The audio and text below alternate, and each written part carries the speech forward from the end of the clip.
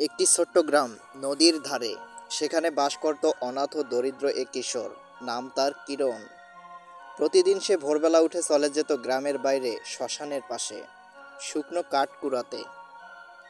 তার জীবন ছিল নীরব নিঃসঙ্গ, কিন্তু সে ছিল সাহসী।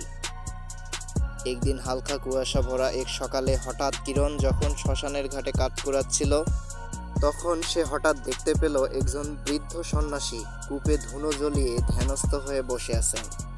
তার চোখ দুটি যেন আগুনের মতো জ্বলছে। সন্ন্যাসী হঠাৎ চোখ মেলেন। তিনি কিরণের দিকে তাকিয়ে বললেন, তুই আলাদা বাছা, তোকে একটা জিনিস দেব। তিনি তার গলার মালা থেকে একটা পুরনো কালচে সোনার মতো দেখতে অলংকার খুলে কিরণের হাতে দিলেন। এটা অভিশপ্ত, এর ভিতরে একটা পথ লুকিয়ে আছে। যদি সাহস থাকে তাহলে রহস্য উন্মোচন করো, নইলে এটা তোর সর্বনাশ ডেকে আনবে। কিরণ কৌতূহলী হলেও ভয়ও পায়নি।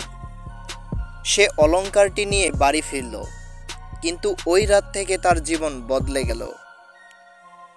রাতে ঘুমাতে গিয়ে সে শুনতে পেল ফিস ফিস আওয়াজ, ঠিক যেন কেউ তাকে তার নাম ধরে ডাকছে। অলংকারটি হঠাৎ আলো ছড়াতে শুরু করলো, আর তারপর তার ঘরের কোণে এক ছায়াময় অবয়ব গঠিত হলো। সেটা কোনো মানুষ ছিল না, তা ছিল এক অভিশপ্ত আত্মা, বন্দী ছিল সেই অলংকারের ভিতর।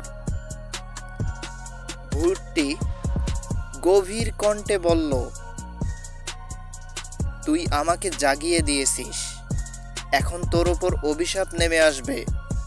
তবে যদি সাহসী হোস তাহলে আমাকে মুক্ত করে নিজেকেও রক্ষা করতে পারবি। এভাবেই শুরু হয় কিরণের ভয়ঙ্কর কিন্তু মহৎ এক অভিযাত্রা। অলংকারের রহস্য উদ্ঘাটন। নিত্য নতুন এমন সব আনকমন ও রহস্যময় গল্প দেখতে আমাদের চ্যানেলের সঙ্গেই থাকুন। আমরা প্রতিনিয়ত চেষ্টা করব আপনাদের জন্য নতুন নতুন গল্প নিয়ে হাজির হবার। তো আমাদের সঙ্গেই থাকবেন। ধন্যবাদ। আল্লাহ হাফেজ।